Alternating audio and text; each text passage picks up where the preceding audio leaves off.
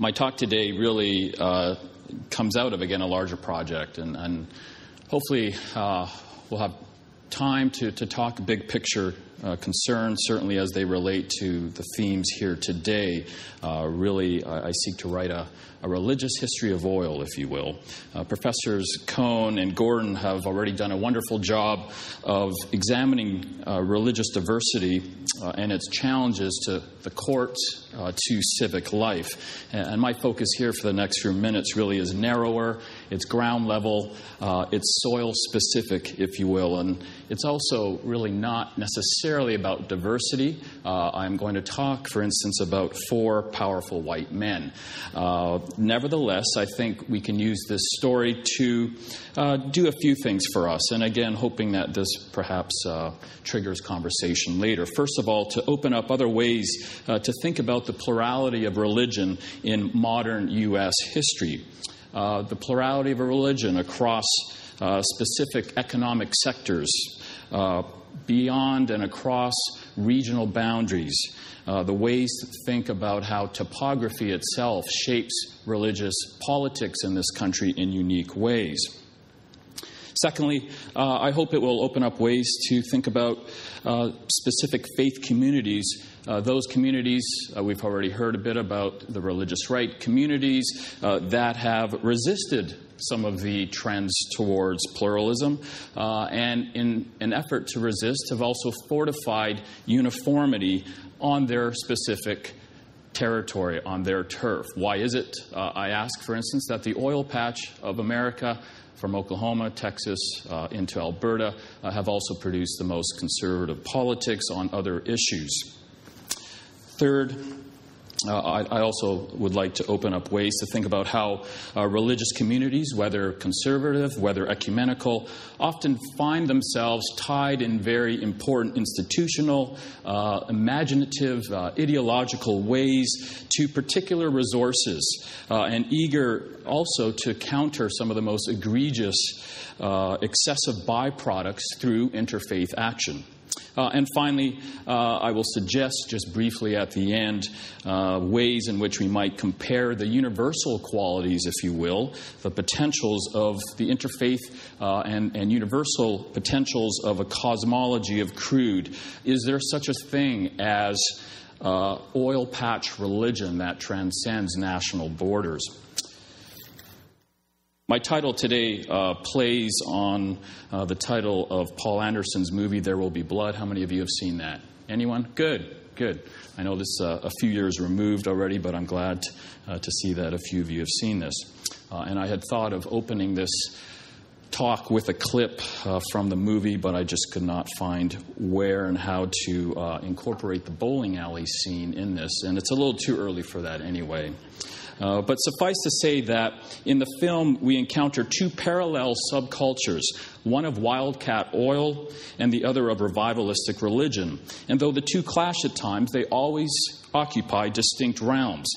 What I want to suggest today is that wildcatting and revivalism, religion and oil more generally, are even more formidable than Anderson allows, for theirs is an ambition that has long been shared. Let me just begin with a brief illustration of the ways in which religion and oil have come together to frame the American century. And this is one strand in the story, in the religious biography of oil that I seek to tell. 2 important leaders helped frame our notions of an American century. None was more important, of course, than Henry Luce. In February of 1941, the missionary's son turned publicist famously used the pages of Life magazine to beseech Americans to recognize their status as protector of the free world. It is in the spirit of the 18th and 19th century frontier that freedom and manifest destiny from which citizens could create a new American century, drawing on these same inspirations, same impulses of freedom. Luce's proclamation, now we recognize, helped usher in a Cold War era of civil religion, which we've just heard talked about here, in which cross and flag and Judeo-Christian consensus could function as the backbone of America's fight with communism and secularism. Now, unbeknownst to his readers and unexamined by historians, is that Luce tested his charge a month earlier in an address to the American Petroleum Institute. There he praised oilmen for being the vanguards of America's manifest destiny. As you see a quote here from his speech, "Having within you a dynamic spirit of freedom and enterprise, having within you a genius for cooperation and organization, it follows inevitably that you do not stop at any frontier. You do not stop at the frontier of mountains or sea or jungle, nor at the man-made frontiers of knowledge or traditions of hope. For your sense of the illimitable roundness of the world, I salute you." For Luce, petroleum struck something unusual in the soul, a special sense of limitless power which, when harnessed by God-fearing patriots, held the capacity to transform the world into something godlier, something good. America's special blessing, oil, was in his mind also its peculiar burden, its prophetic charge. Luce drew on metaphor to encourage his compatriots to use oil to illumine and enlighten the world, fuel its progress, and empower international advancement with America at the head. It was in this same spirit that William A. Eddy, the son of Protestant missionaries to the Middle East, also a college president at one time, who would become a secret agent for the Office of Strategic Services and eventually the CIA. You see him pictured here in the far right pictures. By the early 1940s, Eddy, like many other missionary kids, was ecumenical, even secular in his worldview, certainly much more so than his parents. He was, in historian David Hollinger's words, a man of post-Protestant sensibilities. Nevertheless, during World War II, he still spoke and acted as a man of Protestant confidence, who envisioned a new world order. In this capacity, he served as a broker for interests of religion, oil, politics, and pluralism. In 1940, in fact, while serving as a college president, he traveled across the country, including right here to Kansas City, to speak to the Women's Auxiliary about, quote, the power of God and the secular world. Eddy's message of Protestant universalism implored lay people to be the shock troops of the church and assume the, quote, super-secular, super-national task of transforming each sector of the globe. The message was soaked with urgency. Quote, "You and I who believe in Christendom are not doomed to weakness. We serve the only totalitarian king. We who follow Christ need to cover ourselves with tolerance, reverence, and clarity, as well as charity. And then wherever we walk, we shall find ourselves standing on holy ground." 3 years later, pictured here, Eddy was surveying Arabia for subsurface crude, 5 years later brokering a deal between Saudi's king and America's president. Eddy's subsequent career became testament to the potency of this liberal internationalist vision. As a consultant for Aramco and an Arabist in political sympathy, he promoted peace between Western and Saudi interests by way of mutual trust and fiscal ambition. His sense of vocation spoke to the same aspirations of a whole cadre of visionaries who, like Luce and Eddy, believed that a petroleum-fueled Protestantism, big religion wedded to big oil, could guarantee this nation's post-war global influence. Even as they spoke this doctrine, again, as we see pictured here, Franklin D. Roosevelt, also the Rockefeller family, were helped translating it into a blueprint for international exchange and reform, all in hopes of ushering humanity into their new age. Now, I would be happy, again, to talk further about this broader vision of God and black gold's ecumenical enterprise in the 1950s and the 1960s, really to the present day. For it did indeed draw powerful citizens from all walks of life into a shared sense of mission. Recent scholarship on the 1940s and the 1950s has shown the authority that businessmen wielded in shaping President Eisenhower's Protestant Catholic Jewish consensus. Their motives were varied, from promoting a unified front against communism to spreading faith in capitalism. But their pledges of allegiance to one nation under God were indelibly strong. Oilmen, who shared Luce and Eddie's vision, I'd add, helped lead this charge by advocating a civil religion of crude that promoted oil as redemptive and the link between fallen humanity and its better self. But this civil religion of crude is just one facet of U.S. oil's spiritual biography. Another central thread in this story stems from prophets of a different sort. Those who resisted and in fact opposed big oil's ecumenical pull. Those who held far less power than the Rockefellers, but dreamed about petroleum in similarly big, sweeping terms. And those who used their on-the-ground presence on this country's oil patches to carve out a new political path for its people and ultimately for this country. Theirs was not an abstract assurance of oil's goodness, but a hard, fast dogma of oil's purity and might. What I'd like to do for the remaining time is tease out one suggestive reading of this particular thread in the life of religion and oil. And I will do so first by suggesting some big picture claims and then grounded in just one illustration, one example, by examining the environs of one of the most important 20th century oil patches, that being the Canadian oil sands.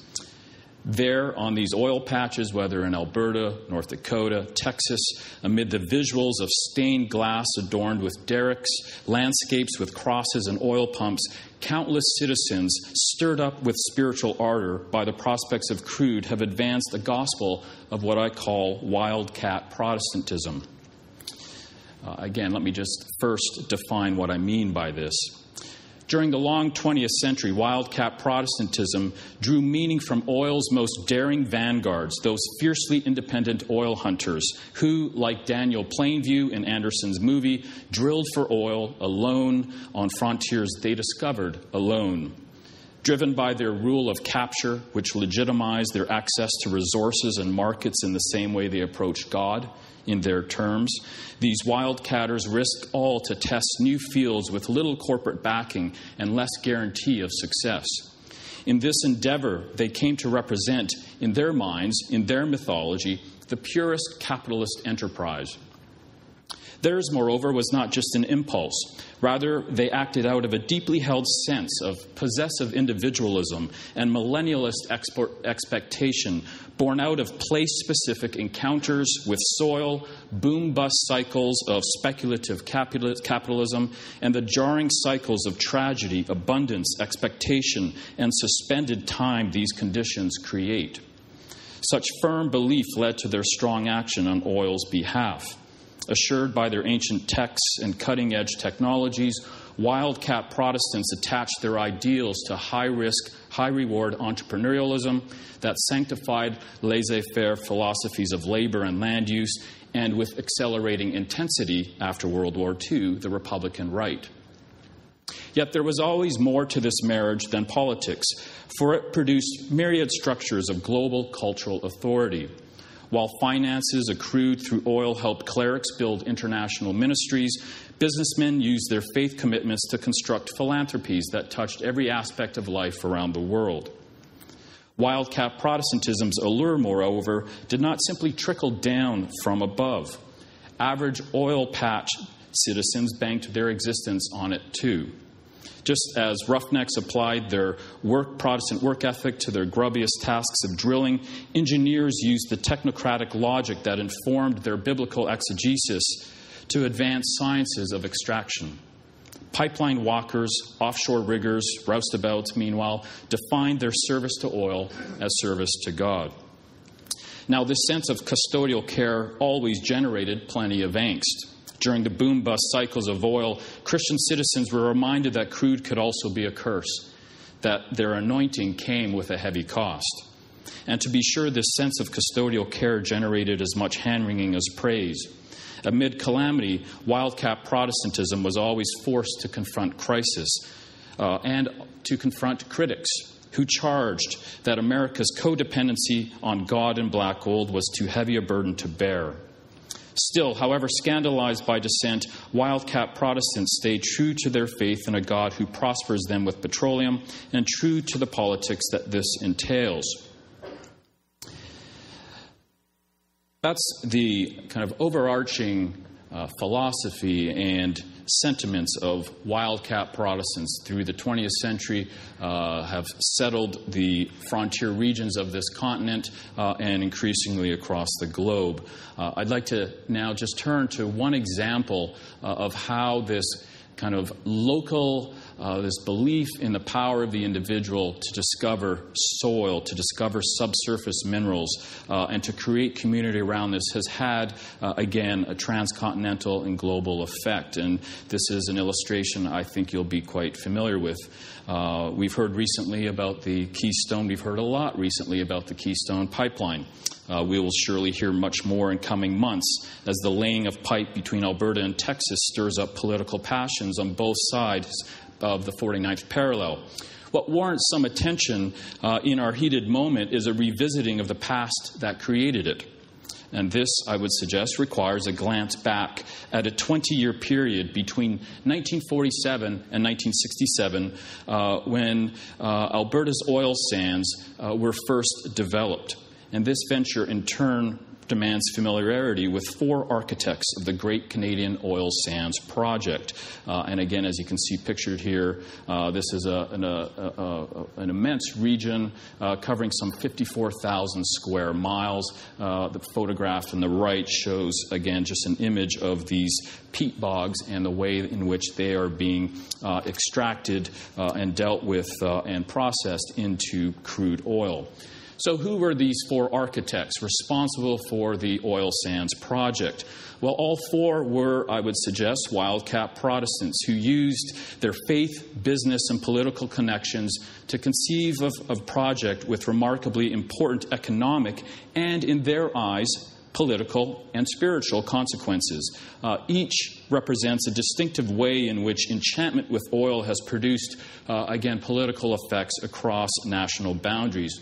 Together, they illustrate how Wildcat Protestantism's association with this resource has always been a vertically integrated, multinational endeavor that has grown stronger with time.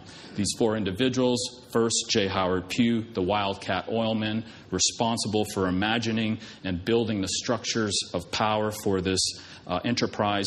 Secondly, Ernest Manning, the Premier of Alberta, whose biography reminds us of the way evangelical faith combined with populist sentiments could affect petroleum politics across the continent.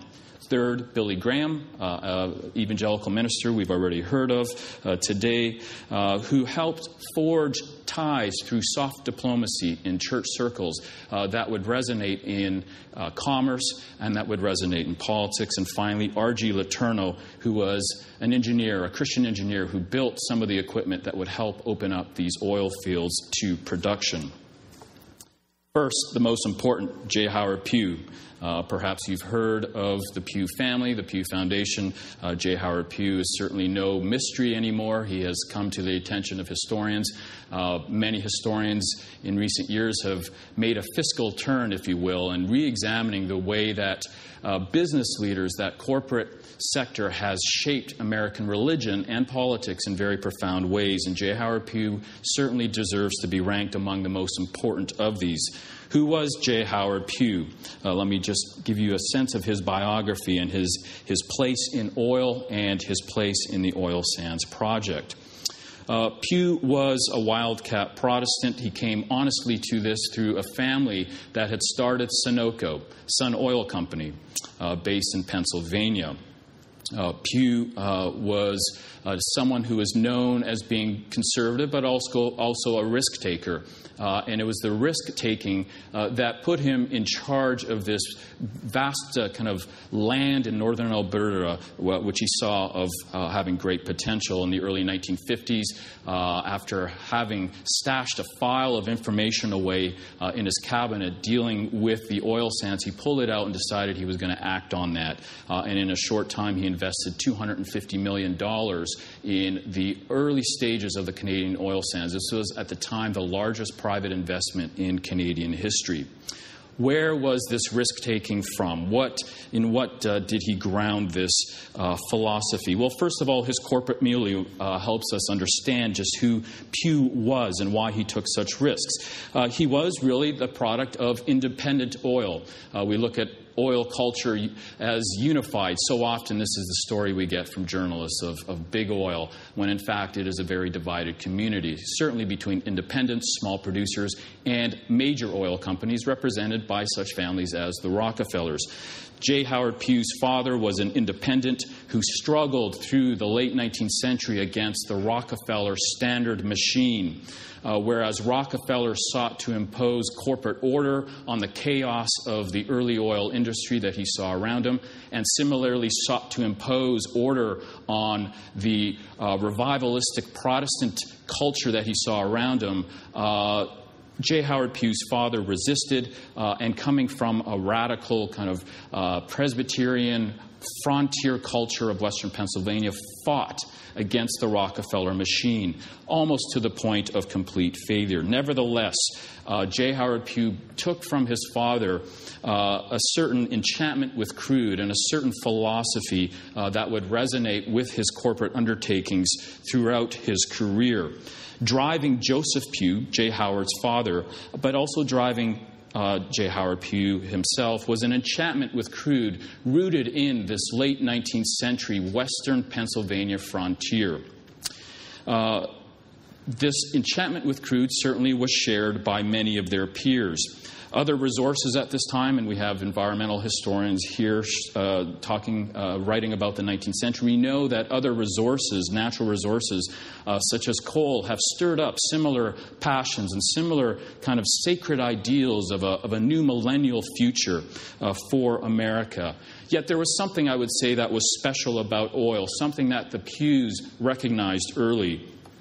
Dirty, subterranean, primitive, dug out of the earth, coal registered with Americans as a compromise next to petroleum, which promised clean and efficient fuel for contemporary cultures and advanced societies. Summoned, not scraped from the earth in liquid form, oil was pure industrial lifeblood that promised America's march forward. And again, if we want to think about some ways to get at the hidden history of religious influence in America, one way that I consider, even in the classroom, is to draw from some of these kind of materials of American industrialization and show how they, in fact, assumed a certain sacred order, a sacred system as well, and an imagination. Several historians, several authors, several pundits in the late 19th century and early 20th century wrote of oil in these terms as a grand universal potential. One commentator wrote during Joseph Pugh's days, "Everywhere American oil is to be met with. It burns in the grotto of the Nativity at Bethlehem, in the church of the Holy Sepulchre at Jerusalem, on the Acropolis of Athens and the plains of Troy, and along the banks of the Bosphorus, the Euphrates, and the Golden Horn. It has penetrated China and Japan, reached the wilds of Australia, and shed its radiance over many a dark African waste. It is the true cosmopolite, omnipotent and omnipresent in fulfilling its grand mission of enlightening the whole universe." So Pugh dreamed of oil, much like his father, in these universal terms. But it would also be, I think, a stretch to call J. Howard Pugh a dreamer. He was first and foremost a businessman with intellectual credentials and a strong moral fervor. He also looked the part. One U.S. senator was known to say about him, "He not only talks like an affidavit, he looks like one." And this was typical of his business-like approach to oil. Throughout the early 20th century, as he took over from his father, CEO of Sunoco between 1912 and 1947, he approached his business in these terms. He grew it some 40 times over. And along the way made some very calculated risks, and there's a whole assortment of them that put Sunoco on good standing. One of them pictured here was an enterprise that he oversaw, and that was the creation of a signature gasoline, the cleanest of its kind, the most efficient in the interwar period, called Blue Sunoco. Howard was just as concerned with his company's moral vision, and his activism reflected this. Even pictured here in blue Sunoco, we see kind of the muscular Christianity that he sought to impose within his company culture, within the company towns that grew up around the drilling sites of the West and the Southwest, those regions where Sunoco would become very successful. And it is in these company towns, seen pictured here, that, again, Pugh did his absolute best to create a moral fabric rooted in the Christianity, the Wildcat Protestant imperatives of his past. One that celebrated individualism, but also strong local communities as the antidote to some of the chaos that grew up around the Wildcat imperative. Pew's striving for capitalism and moral community, I think, illustrates Max Weber's point that capitalism works with an exceptionally supportive partner. Strong religion whose enchantments with mammon and logics of order lend the marketplace a sacred feel. Still, I think Pew also was swept up in something unique. The chase for subsurface minerals and lost souls in a unique way. Pew, we could say, was a freak of fortune who, unlike Rockefeller, reveled in the risk-taking of the capitalist enterprise. A Presbyterian by denomination, Pew acted out a Pentecostal work ethic in business by acknowledging the speculative and supernatural essentials of his trade.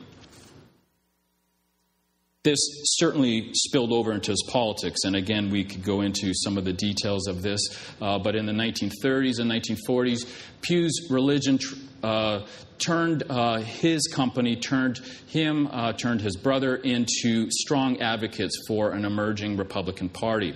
What were some of these concerns? And certainly we've heard the rise of the religious right told in terms of culture wars issues. I'd suggest that every bit as important were some of the land use issues stemming from the 1930s and 40s and the New Deal regulation of new oil patches in Texas and Oklahoma. Those very places where Sunoco, in the wake of the Spindletop discoveries of 1901, based its fortunes, based its future. And it's during the 1930s, therefore, that Pew decided to act politically in support of his rule of capture. And again, the rule of capture was something that was deeply ingrained in the property rights of oil, very distinctive to the U.S. In fact, the rule of capture was a legal code that said subsurface owners could take as much oil as they wished from wells on their land, even if draining the pool under a neighbor's property. The court, in essence, stressed the migratory nature of oil, allowed people, those who captured it, could own it. And here, again, we can recall Daniel Plainview and the milkshake, the image of the straw suggesting that he is going to drink your milkshake. This is the rule of capture in action. And throughout the 30s and 40s, Pew worked hard through independent oil associations to resist the federal government under the certainly the governance of Roosevelt, but especially Secretary of the Interior Harold Ickes, who wanted to impose a federal regulation of these lands. Pew resisted at every turn. At the same time, he turned internationally, started looking abroad for other opportunities for his oil company. By the 1950s, Sunoco was refining in Canada, Venezuela, carrying a payroll of 20,000 individuals worldwide. Even here in the new emerging modern infrastructure, superstructure of oil, Pew called out on his geologists, his oil hunters, to be the Jeremiahs of the oil industry, to be prophets willing to extend the philosophy of Wildcat Protestantism and democratic Christianity to all places around the world.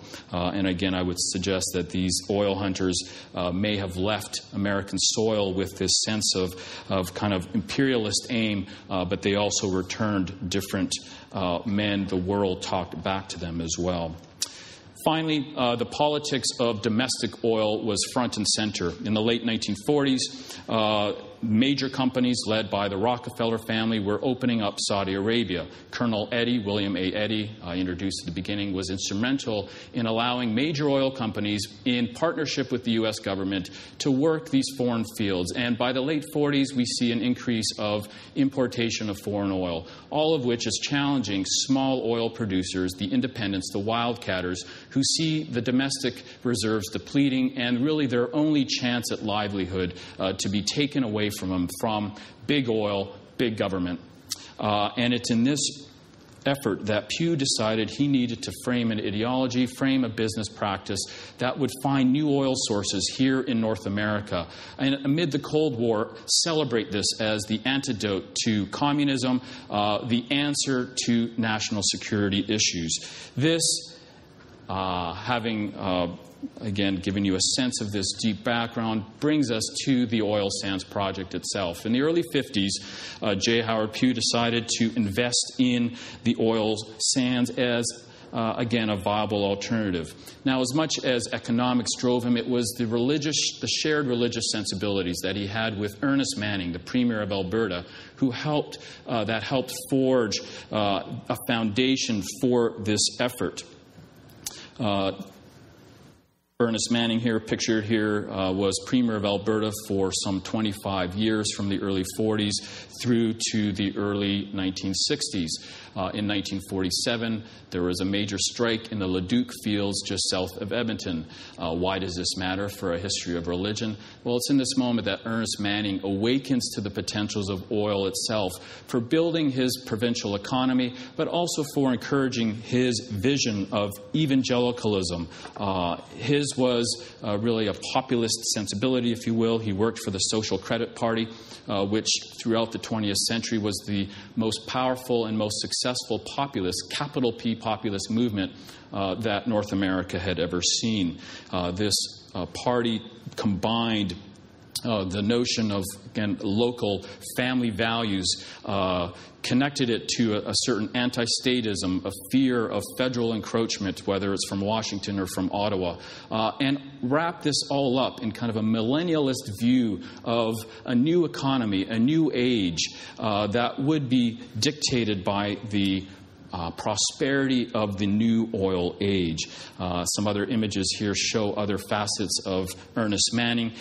He was raised, trained in a prophetic institute. He was a premillennialist, dispensationalist, in that he believed that the prophecies of the New Testament showed that our time here on earth was short, that Christ was going to return amid crisis at any moment. This played into his notion that the oil fields of Alberta, whether they were conventional, as at Leduc, or in this mysterious land to the north in the oil sands, needed to be developed now before time ran out. Just, again, I think a telling clip of how Manning combined the imperatives of wildcatting with his eschatology, and with his sense of spiritual testimony. Alberta is, and this is appearing in Billy Graham's Decision magazine in the 1960s, Alberta is the great oil-producing province of Canada. Yet every time I look at an oil well and see the pump going up and down, I say to myself, someday that well will be pumped dry, but there is a cruise of oil which will never run dry, one that will flow on forever and ever. We should be anxious for people to know about the oil which in the lamp of God's Word produces a light that shines across the darkness of this world, in order that men may find their way to Jesus Christ, the one who alone can save and who can solve their problems, whatever they may be. Here again we see the confidence in oil wrapped up in a testimony of urgency, of personal salvation, linked to the prospects, again, of new technology to save Alberta and to ultimately save North America. A third figure emerged at this time. R.G. Letourneau was an engineer. He was a technocrat, someone who applied his kind of self-trained engineering abilities both to Scripture, his interpretation of Scripture, and to the founding and construction of a large kind of evangelical network of businessmen across North America. He is someone who used his entrance into the oil industry in the late 40s and early 50s. He built the first movable offshore rig, which was purchased by the Bush Senior for Zapata Oil. He used his entry in the oil sector to encourage, again, a much more scientific, a much more rigorous kind of technocratic sense of evangelicalism. He trained new engineers at a university that he started in East Texas amid the oil fields there. And from that Christian university, he sent out engineers to all parts of the globe to work in mining and extraction. And again, this was not necessarily abstract. When you read of R.G. Letourneau's testimony, he often talks about the ways that mechanics, the way that torque informed him on better evangelistic methods. This is an application. This is not an anti-intellectual here. This is someone who used applied science as a methodology for interpreting Scripture and making a better future for his community.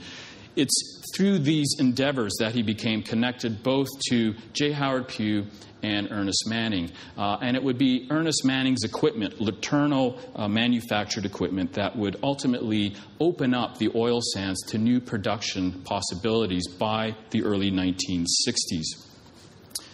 Finally, the fourth piece of the puzzle. Certainly Pugh and Manning were absolutely crucial to this, but I want to, again, just show briefly how our notion of evangelicalism and the politics of evangelicalism take on a slightly different character when they're embedded in the politics of land use, the politics of oil patch extraction. Billy Graham, pictured here with R.G. Letourneau. They were close friends. R.G. Letourneau oversaw some of Billy Graham's evangelistic services in Texas. More importantly, they both worked for the National Association of Evangelicals, which was started in the 1940s and quickly became centered, very much centered, I'd say, through its institutional and economic strengths in the oil patches of North America, in Texas, Oklahoma, and in Alberta. Billy Graham was very close to oil patch culture. In fact, his home base, his church membership, was held at Dallas's First Baptist Church throughout the 50s and 60s, which put him in contact with some of Texas's most powerful oilmen. Now, besides the fact that they supplied him with institutional help, Billy Graham and his new evangelical movement was also very much caught up in the imaginative developments, the imaginative potentials of Wildcat Protestantism in the 50s. There are, of course, a number of enemies of Christian America in the 50s, communism, also affluence, and perhaps you've seen Giant. Hollywood certainly seized on the crisis of affluence in America in the 1950s, showed how Americans had lost their way by becoming too concerned with money and abundance. And the oil man, in this case, served as a moral story. Jet Rink, played by Dean here in the movie Giant, of course, was the ultimate oil man who showed America at its worst, greed and selfishness. Billy Graham produced an alternative version of this, taking the Wildcat imperative, the notion of strong individuals who are aligned with a history of frontier initiative, of revivalism, of Wildcat oil, reclaiming the deepest values that America held for itself and needed to hold for itself amid the Cold War struggles. Oil Town, USA told the story of Lance Manning, really the alternative to Jet Rink. This was an oil man who sees the excesses of his ways, his gambling, his drinking, all a product of his abundant wealth coming from oil. And he, at a revival, converts to evangelicalism, uses his Wildcat Protestant ethic to support new evangelicalism and to show to the rest of the world the potential that this culture has. And I will just briefly touch this. This also has political importance. Again, when we talk about the rise of evangelicalism as a political force, we certainly need to look at court cases of school prayer, desegregation, and other issues in the 50s and 60s. Every bit as important, I would say, or certainly in need of being calculated in this equation, is the way that federal power, federal government regulatory oversight of offshore minerals, of oil patches, stirred really the first awakening of evangelicals in the South. In places like Texas, battles over the tidelands in the early 50s was absolutely crucial to bringing many Democrats from Texas into the Republican fold of Dwight Eisenhower, where they would stay through Barry Goldwater, Ronald Reagan in California, and then Richard Nixon's administration. And again, Billy Graham, working with Eisenhower and with Sid Richardson below, helped bring this Wildcat Protestant imperative into the political fold and create a movement against the federal government and a New Deal democratic order that it saw damaging to the Wildcat imperative. Let me return then to this story. By the early 60s, the oil sands, having been created over time through negotiation between Pew and Manning, reached its key point. And here is where Billy Graham certainly entered the picture. In the early 1960s, Sunoco and Alberta decided that the time was now to bring the oil sands to fruition. There were some sticking points, however. Manning, being a capital P populist, was somewhat hesitant of American corporate power. He insisted, for instance, that the Alberta people receive 15% royalties from Sunoco. Sunoco, Pew, not so pleased about this, of course. And into the early 1964 crucial period, both Manning and Pew were, in fact, at odds over this.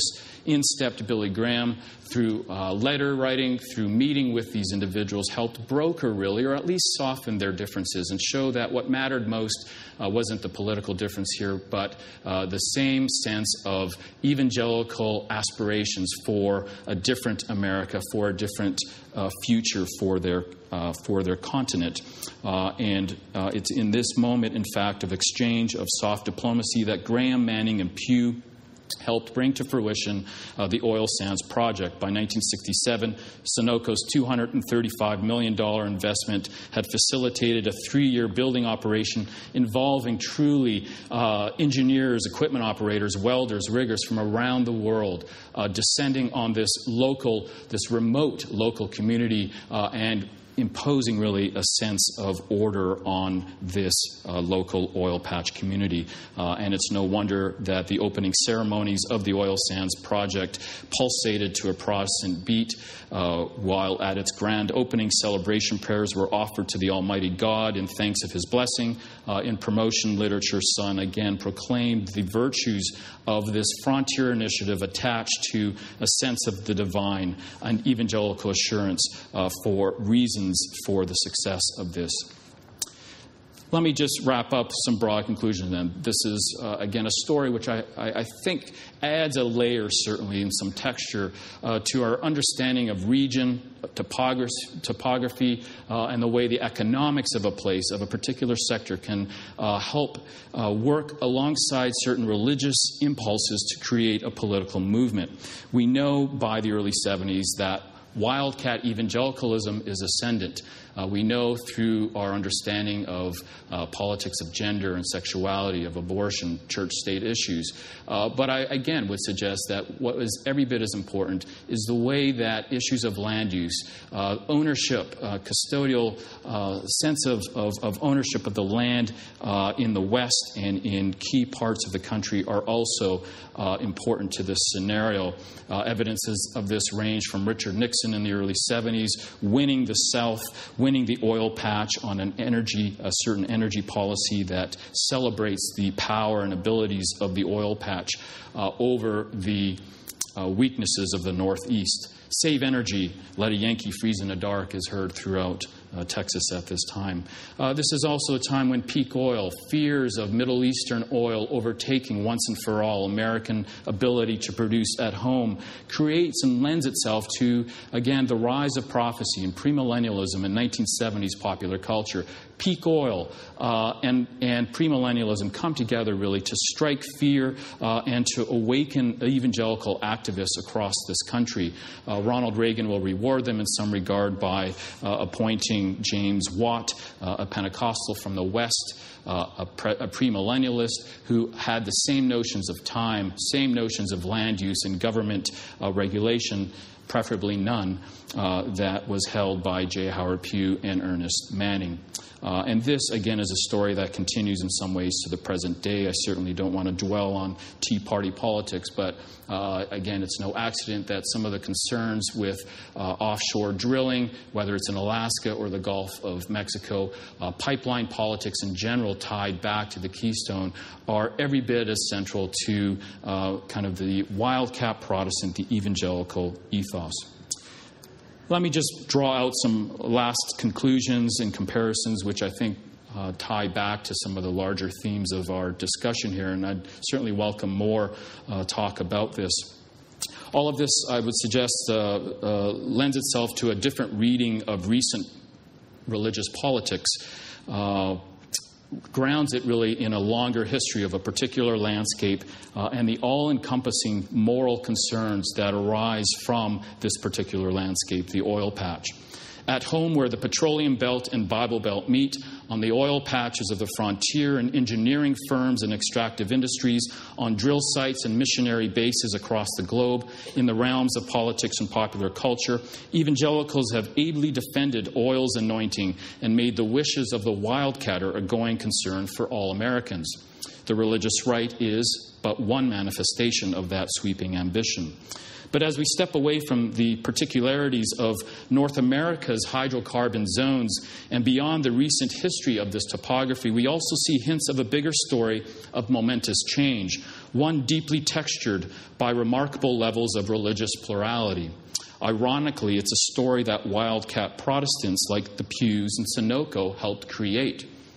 One strand of the new narrative suggests that the exceptionalism that Luce and Eddy proclaimed for their carbon-rich country and its carbon-hungry citizens is no longer theirs alone, or theirs to enjoy alone. Of course, as witnessed in Sunoco's story, oil was never America's to claim. Petroleum's explosion onto an international scene in the early 20th century made it a global phenomenon from the start, impossible for any one country to master. Sunoco's ambassadors of U.S. petroleum and Protestantism, who went out into the world to educate peoples in the fantastic possibilities of the black stuff, helped spur other theologies of oil's blessedness, other myths of exceptionalism. Another irony lost on many Wildcat Protestants is that despite the specifics of their doctrine, the cosmology of crude to which they are all beholden has created a universal effect. As glimpsed in these images, the mechanisms of petrocapitalism have reproduced remarkably similar oil patches around the globe, on which acts of summoning subsurface wealth, training engineers in scientific and moral absolutes, and housing workers assume striking uniformity. On landscapes such as this one, where pumps and derricks encircle mosques, acts of piety assume certain uniformities as well. And in these impermanent boomtowns, on these vulnerable dreamscapes, where the temporality of everything nags at the soul, and where an inevitable future of depletion weighs heavily on the present, praying to an all-powerful being who giveth and taketh suddenly, but who always persists, makes perfect sense. So too does framing life's surprising bursts of health and wealth as a miraculous interlude in an otherwise difficult slide towards cataclysmic end. Considering the pervasiveness of this eschatology, are Odessa, Texas, and Oman, or Fort McMurray, Alberta, as different as their residents tend to believe? Of course, returning to the Keystone, we don't need to look beyond North American borders to sense that we're encountering another crude awakening, if you will. It's premature to declare a paradigm shift, but realignments between God and black gold are emerging on more than one plane. Recent battles over the Keystone pipeline, which again seeks to transport crude from Alberta's oil sands to Texas, has for one thing exposed growing divisions within evangelicalism over the efficacy of the Wildcat imperative. And here is where the interfaith ecumenical potential has arisen. It's important to note, as I've mentioned here briefly, and I can talk about more clearly, Wildcat Protestants' environmental record is slightly more complex than historians have allowed. For one thing, when Pew and company poked at the planet often poked back with massive disruption, and even the most muscular wildcatters tended to acknowledge the response. Moreover, in their explorations, many oil hunters conveyed wonder about the environment. Oil was their step towards ecological understanding. And in their grappling with booms, oil patch citizens often fought for an ethic of conservation that was surprisingly advanced, stretching all the way back to the 1920s. The grit under their fingernails served to remind them that they were custodians of nature, God's champions of creation care. Still, in current Keystone wars, we're privy to a potential break in the evangelical community between stalwarts of the old order. Allegiances to the oil order are difficult to break, and young dissenters who aren't just entertaining but demanding different handling of God's garden, such as those pictured here, members of Sojourners, a young, more left-leaning evangelical group. Perhaps most striking of all is that some of Petro-Protestantism's oldest nemesis, the Rockefellers and the Pews, now find themselves on the same side. Ongoing protests of the Canadian oil sands, a Pew creation, now pit the Pew Foundation and the Rockefeller Brothers Foundation together against the Canadian government and extractive practices that threaten the land. Much change, therefore, in this order has occurred. J. Howard might be rolling in his grave. There also seems to be apprehension about new trends in the U.S. With expectancy, Americans are looking to black gold again as promise for a better future. Oil is supercharging the U.S. economy. Oil and gas boom lifts U.S. economy. These claims have graced the covers of major magazines, confirming that crude remains this nation's lifeblood. But churches that now occupy North Dakota and Texas drill sites, where fracking permeates vernacular speech, are articulating worry about oil's effects on the country's spiritual health. Of recent trends, some are asking across interfaith lines, at what cost? Finally, it's also fascinating to see that the world J. Howard Pugh helped create and the one that Henry Luce affirmed is now bending back on Americans. Amid the current boomerangs of global Christianity and oil, waves of workers are streaming from Nigeria to Houston, South Asia to Alberta and Alaska, supplying fresh labor and fresh excitement about crude's redemptive potential. Gathered in multicultural churches, worshiping in a range of dialects, they still speak of the wildcatter's imperative in a familiar theological idiom. Thank you.